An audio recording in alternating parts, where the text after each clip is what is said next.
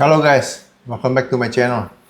Wah, gue nggak kerasa udah 1 bulan nggak bikin konten karena gue lagi ada kesibukan. Dan ternyata dari ranah sepak bola Indonesia terdapat banyak kabar-kabar mengejutkan, terutama dari 3 tim peringkat teratas BRI Super League musim ini.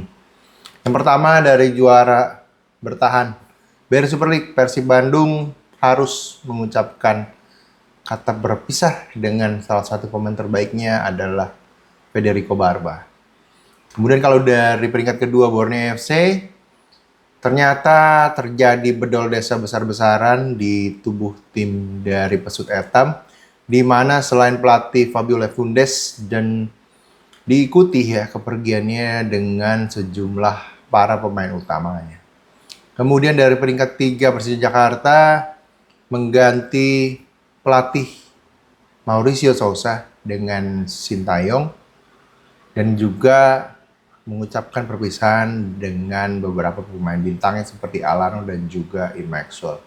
Nah guys, hari ini gue ingin bahas satu persatu tentang rumor dan juga berita yang terjadi kepada 3 tim teratas BRI Super League dan juga termasuk prediksinya tentang persaingan BRI Super League di musim depan.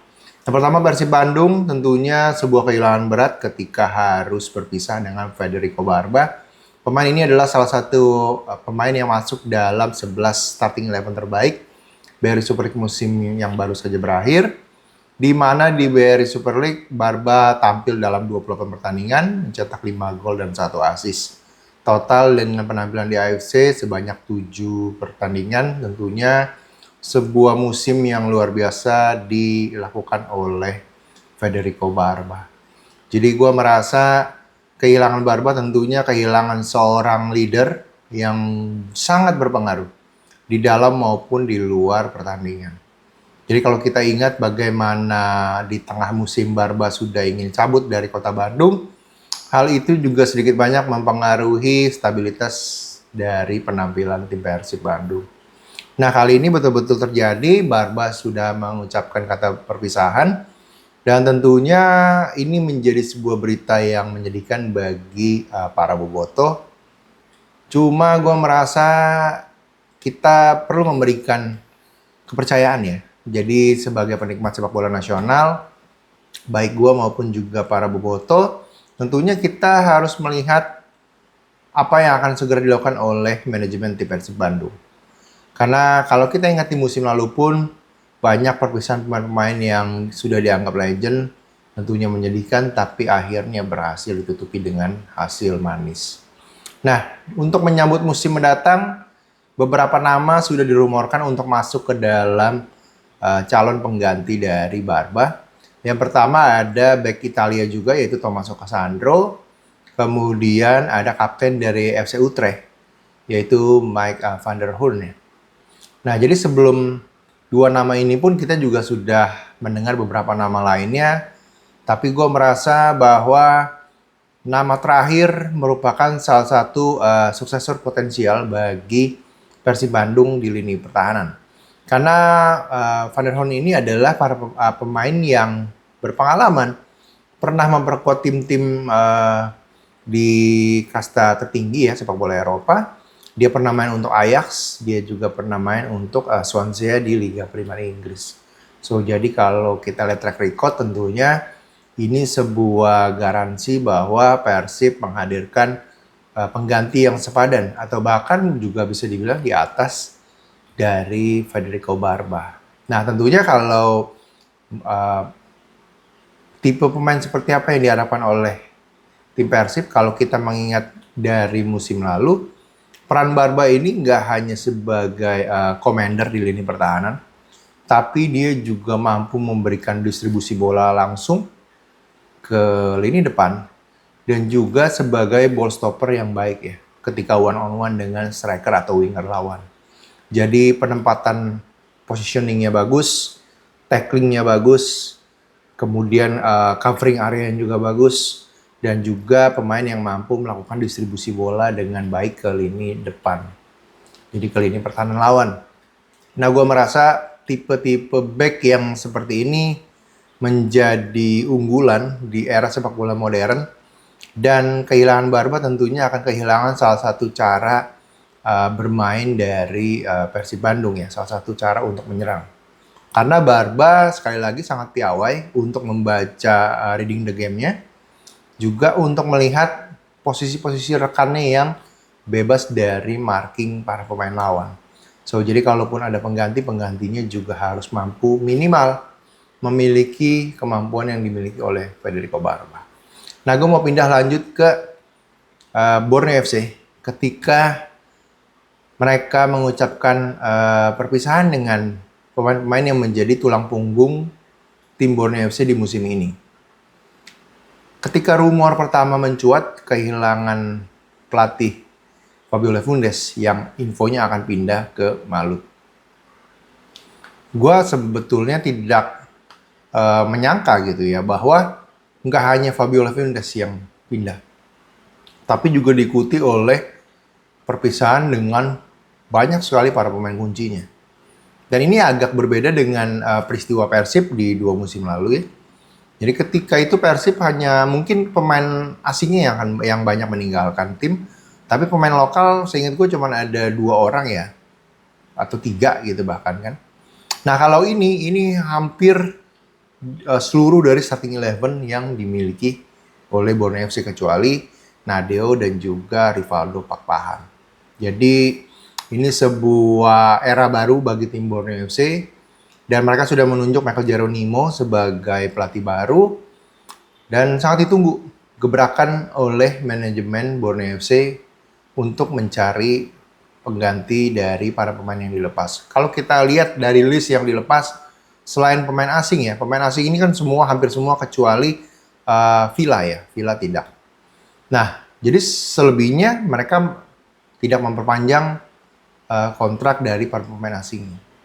Kemudian kalau bicaranya dari pemain lokal, mereka juga sudah kehilangan beberapa pemain yang menjadi tulang punggung seperti Ezi Buffon di bek kanan, Komang Teguh, mereka juga hilang. Dan itu merupakan para pemain yang menurut gue tampil impresif sepanjang musim BRI yang baru saja berakhir. Nah tentunya ini akan menjadi modal yang wajib untuk bisa segera ditambal oleh manajemen Borneo kalau mereka ingin tetap bertahan dan bersaing di level tertinggi BRI Super League musim depan.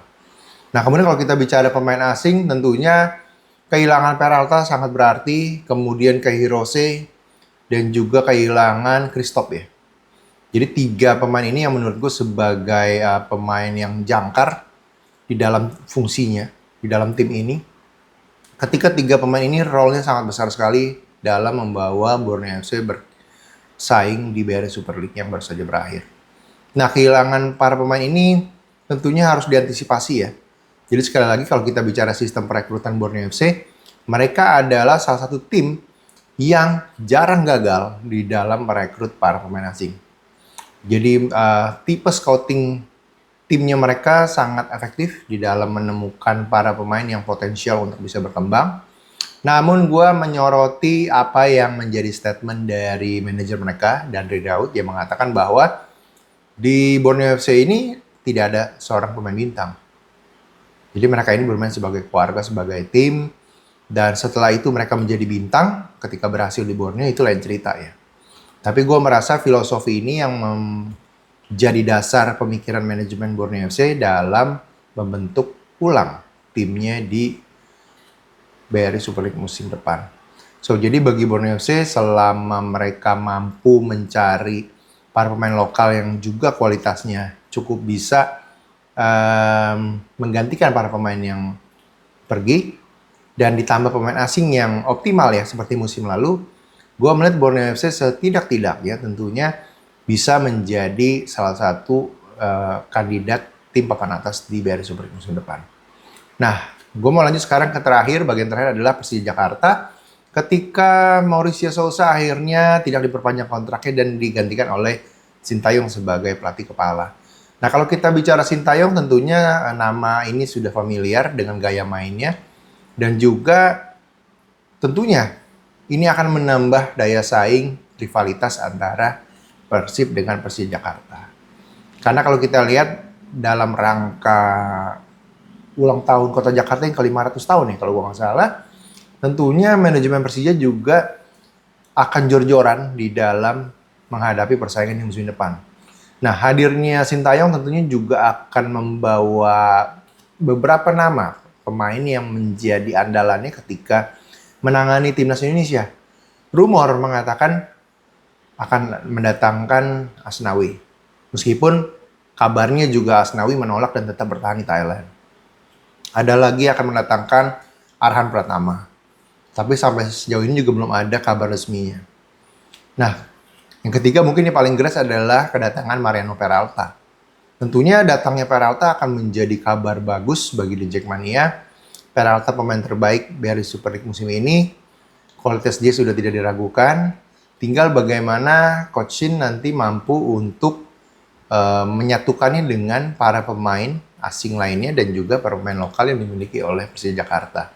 So, jadi tipe permainan Persija Jakarta gue akan prediksi akan berubah dari permainan atraktif menyerang yang ala Brasil dilakukan oleh Coach Mauricio Sousa menjadi tim yang lebih pragmatis dan mengandalkan permainan efisien dan efektif ya dari stylenya Coach Sintayong. So, jadi bagi Persija Jakarta harapan untuk jadi juara juga cukup besar untuk musim mendatang.